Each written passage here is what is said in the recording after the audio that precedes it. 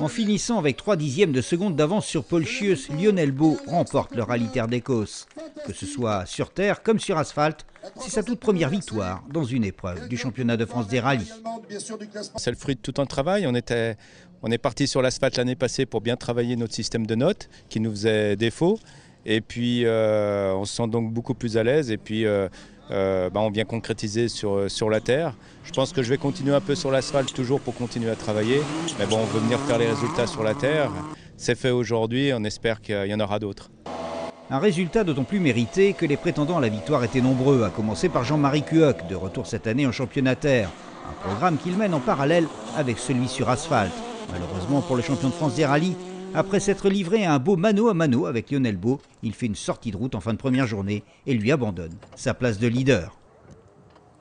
Lionel Baux en tête, mais dans une position fragile, il ne compte que 15 secondes d'avance sur le vice-champion de France des rallyes terre. Le duel Paul Schieuss-Lionel Baux, ce sera l'attraction de l'étape du lendemain. En s'élançant le premier au départ de la deuxième étape, Lionel Baux n'a pas l'avantage. Contraint d'ouvrir la route et donc de balayer, il permet à Paul Schieuss de grignoter de précieuses secondes. Au départ du dernier chrono, Paul Schieuss n'est plus qu'à 8 secondes et demie de Lionel Baux. Sur les 22 derniers kilomètres, il parvient à reprendre 8 secondes 2. Il lui aura donc manqué ses 3 dixièmes qui permettent à Lionel Baux de remporter la première épreuve de l'année. Lionel Baux, Paul Schieuss et pour compléter le podium, Laurent Carbonaro au volant d'une Peugeot 206 WRC. Respectivement aux 4e et 5e places, on trouve les deux WRC de nouvelle génération, la Citroën DS3 de Cédric Aignon et la Mini de Guerlain Chicherit. Guerlain Chicherit qui, après le rallye raid, effectué son retour en rallye sur une surface qui lui avait permis de faire ses premières armes, c'était à l'époque avec la Citroën Saxo T4. Voilà, direction le rallye Terre de Langres, nous sommes à la fin du mois de juin.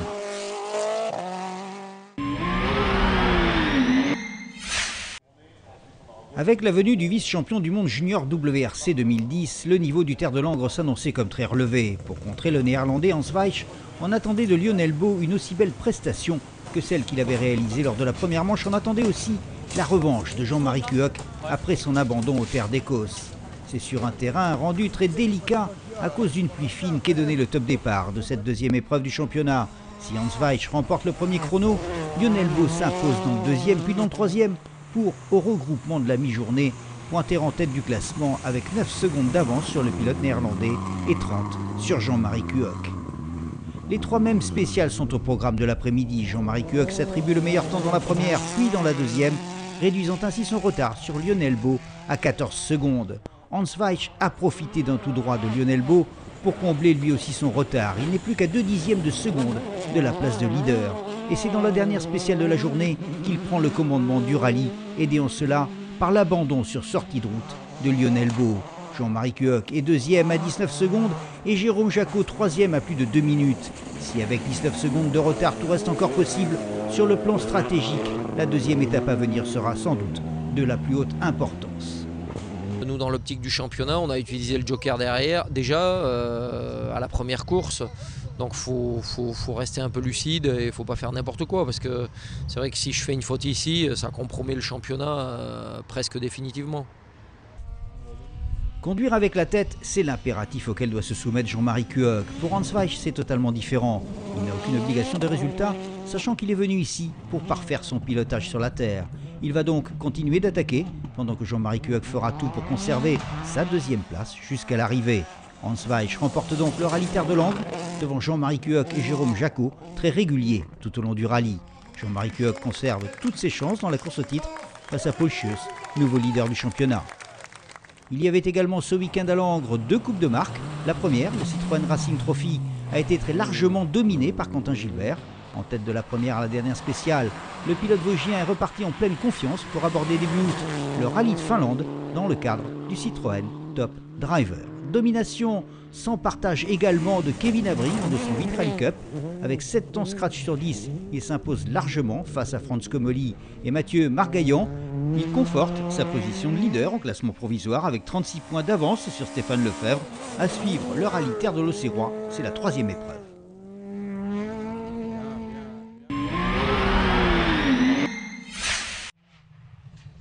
Jean-Marie l'Invincible, cela pourrait être le titre d'un feuilleton dont Jean-Marie Cuoc serait la vedette. Une histoire qui se déroulerait au Rallye Terre de l'Auxerrois et qui, à chaque épisode, se terminerait par la victoire du pilote ardéchois. Quand la fiction devient réalité, cela se traduit par un 6e succès remporté sur cette épreuve par Jean-Marie Cuoc.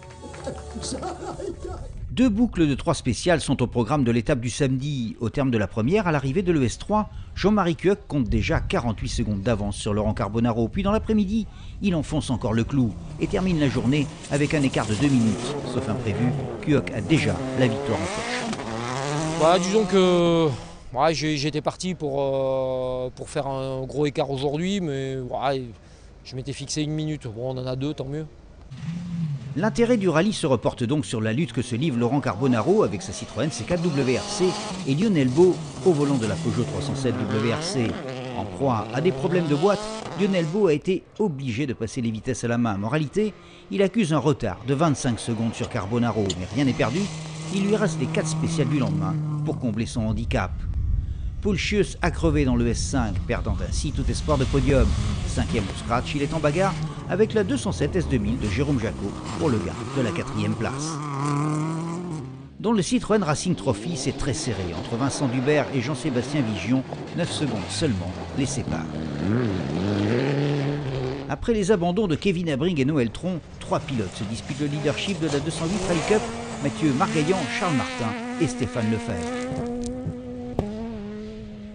Direction le nord d'Auxerre pour les 4 spéciales du lendemain. C'est dans le S8, sur un terrain humide, que Lionel Baud réalise son premier temps scratch et s'empare par la même occasion de la 2e place du rallye.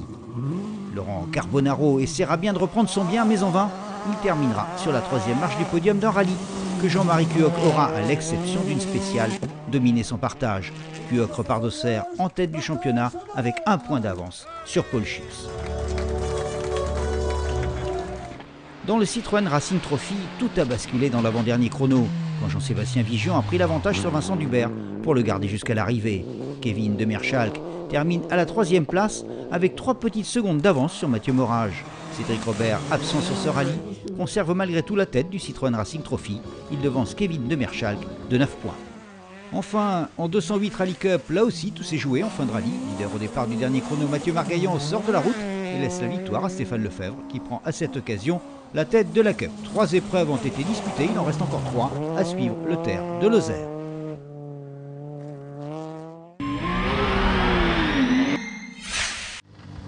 Au volant de sa Peugeot 307 WRC, Lionel Baud remporte le Rallye Terre de Lozère Sud de France, 4e des 6 rendez-vous du championnat de France des Rallye Terre. Jean-Marie Cuoc termine à la 2e place à 15 secondes. Emmanuel Gascou finit 3e à 50 secondes. Après le Terre d'Écosse, c'est la 2e victoire de Lionel Baud cette saison.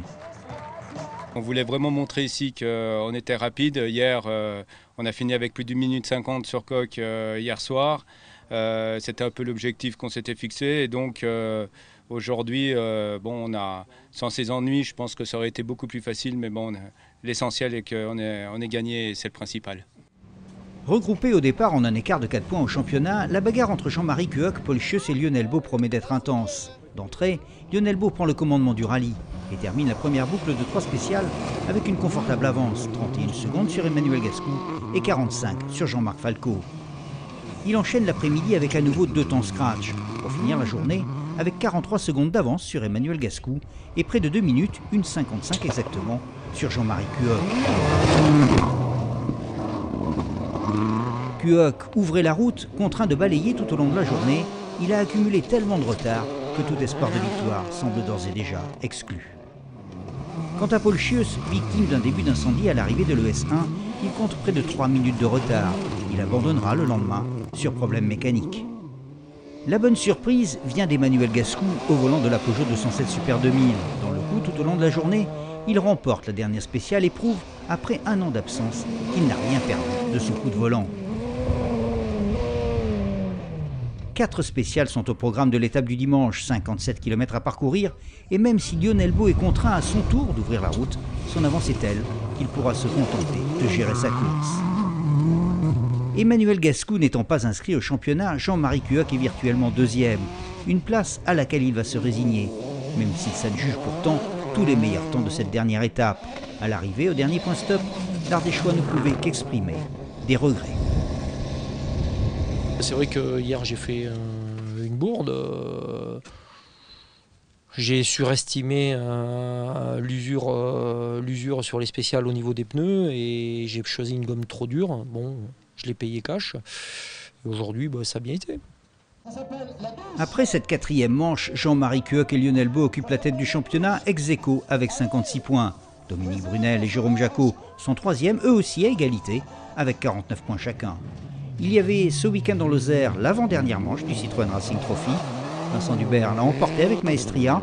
Au classement général, le Marseillais est revenu sur Cédric Robert. Il n'est plus qu'à 4 points du pilote stéphanois. Tout se jouera en novembre au Rallye du Var. Quant au championnat de France des rallye-terres, c'est un mois plus tard, aux Terres des Cardabelles, que se retrouvent Lionel Baux et Jean-Marie Cuoc.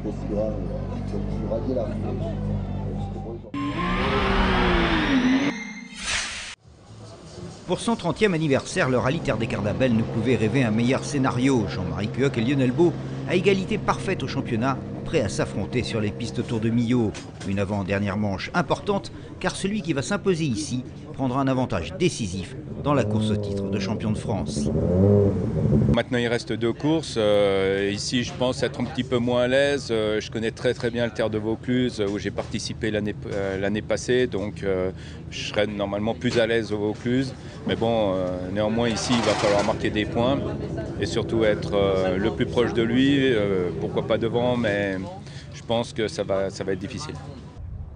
Le premier chrono du rallye est à mettre au crédit de Cyril Aignon. D'entrée, il frappe fort en terminant les 21 km de la spéciale avec 13 secondes d'avance sur Lionel Baux et surtout 27 sur Jean-Marie Cuoc, auteur d'un 5e temps seulement. Mais Cuoc réagit dans la spéciale suivante en établissant le meilleur chrono.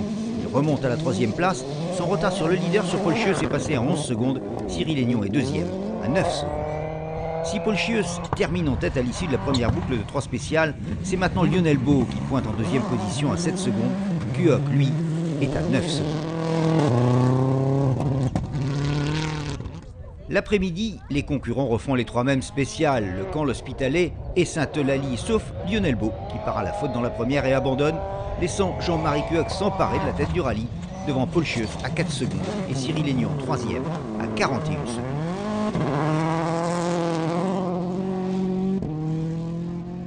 Cyril Aignon qui voit revenir sur lui Jérôme Jacot et sa Peugeot 207 Super 2000. Au terme de cette première étape, les 2 hommes ne sont séparés que par 1/10 de seconde. Et rien n'est fait pour l'attribution de cette 3e place puisque Jean-Marc Falco et sa Mitsubishi Lancer est venu se mêler à la bagarre. Il n'est qu'à 5 secondes des 2 hommes. En tête, en revanche, c'est beaucoup plus clair. Cuoc termine cette première journée avec une avance de 40 secondes sur Paul Chieux. Après l'abandon de Lionel Baux, Cuoc est en passe de faire la bonne opération.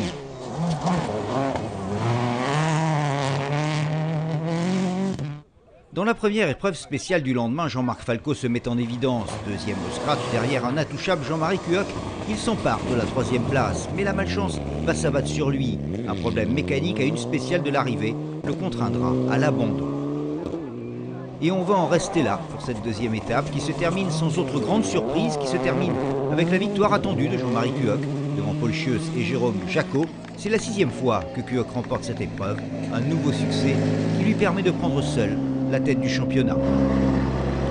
C'est bien, on est en tête, il suffit de marquer quelques points au Vaucluse, donc c'est bien quoi, on a fait une bonne partie du boulot, maintenant bon, maintenant on a hâte d'être au Vaucluse, j'espère qu'on se régalera autant.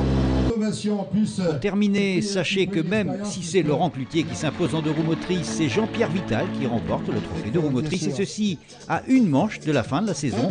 À suivre donc maintenant la dernière épreuve, le rallye Terre de Vaucluse.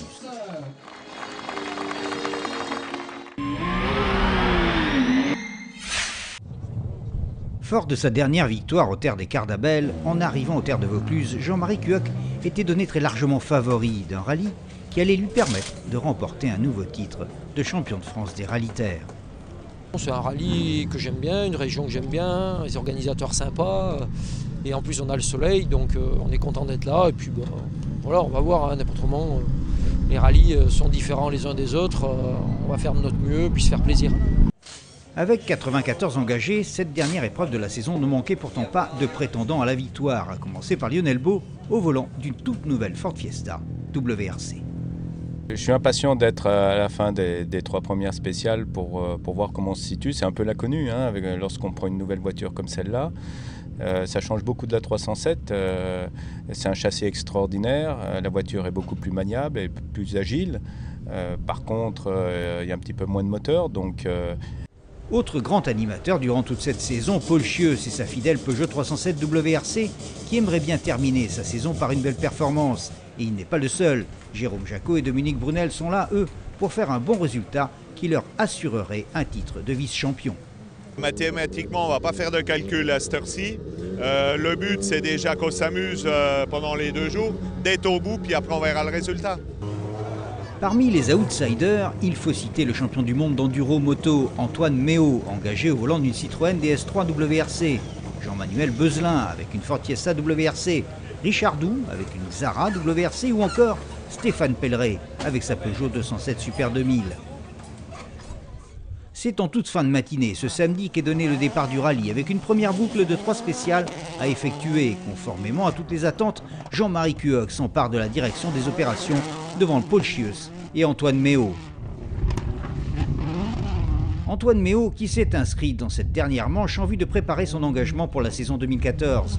Il va effectuer une première boucle plus que probante en terminant les 3 spéciales à 30 secondes de Jean-Marie Cuoc. 3 spéciales au terme desquelles Lionel Bou a pris l'avantage sur Paul Chieux. Il est maintenant 2e à 19 secondes de Cuoc. Dans les épreuves spéciales de l'après-midi, Jean-Marie Cuoc accentue son avance pour finir la journée avec un écart de 32 secondes sur son poursuivant le plus proche, sur Lionel Bou. Une première journée sympa. C'est vrai qu'on a eu la chance d'avoir les VH qui passaient avant nous, donc on s'est bien amusé le premier tour parce que c'était un petit peu nettoyé, donc ça fait plaisir de pouvoir se régaler sur les 2 tours. Donc du coup, les temps ont été à peu près sympas, on n'a pas essayé de ne pas prendre trop de risques parce qu'il y a quand même le titre au bout, mais on s'est bien amusé. Antoine Méhaut a focalisé tous les regards. En signant un temps scratch, il vient de faire une entrée remarquée dans le championnat terre. Il occupe la 3e place du classement provisoire à 5 secondes de Lionel Bou et devant Paul Chieux à 23 secondes. Je me fais vraiment plaisir au volant, donc je prends du plaisir à chaque sortie. Et on va voir l'année prochaine. C'est sûr que ça nous donne envie de faire une vraie saison pour pouvoir se bagarrer avec eux et voir un petit peu ce qu'on peut arriver à faire. Mais c'est assez intéressant, je progresse au fil des spéciales. Avec les ingénieurs, on travaille beaucoup. Antoine me fait partager énormément de son expérience, donc ça me fait évoluer très vite. Et voilà, on va voir jusqu'où on peut aller. Du côté des Super 2000, Stéphane Pelleret est 4e. Il devance Jérôme Jacot de 27 secondes. 6 secteurs chronométrés ont été effectués ce samedi. Il en reste encore 4 à faire le lendemain. Une deuxième journée qui démarre parfaitement pour Antoine Méhaut. Un deuxième temps derrière Cuoc, ajouté à une erreur de pointage de Lionel Bou, cumulé à un tout droit dans la spéciale. Tout cela fait que maintenant, Antoine Méhaut est 2e au classement général. Il devance Lionel Bou de 1 minute 18 secondes. Lionel Bou va se racheter dans le chrono suivant en réalisant le scratch devant Paul Chieux et Jean-Marie Cuoc. Et on en restera là, Jean-Marie Cuoc va l'emporter devant Antoine Méhaut, Lionel Bou et Paul Chieux. Jean-Marie Cuoc, champion de France des Rallye Terre 2013, c'est son 5e titre dans cette discipline. C'est fait, en plus on s'est bien fait plaisir. C'est top quoi, la voiture a bien marché, on n'avait pas de joker, on n'avait jamais droit à l'erreur. On a toujours dû rouler entre deux comme ce week-end, mais bon, malgré tout, très très satisfait. Jean-Marie, il roule très fort et il maîtrise bien sa voiture, donc c'était très difficile d'aller le chercher, mais j'ai pas voulu prendre trop de risques pour pas abîmer la voiture non plus. L'objectif c'était de la ramener en un seul morceau, donc voilà. Le principal, c'est de finir sur le podium. On finit sur le podium du championnat aussi, donc ça clôt une saison quand même avec plein de bonnes choses. C'est positif pour la suite. Formidable équipe derrière nous, BDS Racing, qui a fait un beau boulot encore cette année. Et donc, non, on est confiant pour la suite, on progresse et puis on a surtout une voiture avec un énorme potentiel. Voilà, donc on est vraiment content cette fin de saison. Stéphane Pelleret, malgré des soucis de boîte de vitesse, est parvenu à conserver sa position de leader en Super 2000. 5e au général, il finit devant Jérôme Jacot. L'objectif c'était de gagner la S2000 et Et si c'était possible de faire un top 5, c'était génial. Bon ben, c'est fait. On finit le Vaucluse, on a eu beaucoup de malchance ici jusqu'à présent. Et c'est génial, c'est génial. Au classement final du championnat, Jérôme Jacot avec sa 207 S2000 est sacré vice-champion de France. Lionel Beau termine à la 3e place. Ça reste quand même une 207 S2000 avec toutes les WRC qu'il y a au départ. Il y a un moment où on est quand même limité. La preuve, il faut regarder les temps. Même si on s'arrache et tout ce qu'on veut, on peut pas quoi. Il n'y a pas de turbo, hein. Il n'y a pas de pont, il n'y a pas... Voilà. Non, mais c'est très bien. Une 207 deuxième, c'est très bien. Moi, ça me va. Après, voilà. Rendez-vous maintenant en avril 2014 pour le coup d'envoi d'une nouvelle saison qui débutera par le rallye Terre d'Écosse. Les spectateurs qui le font pour moi.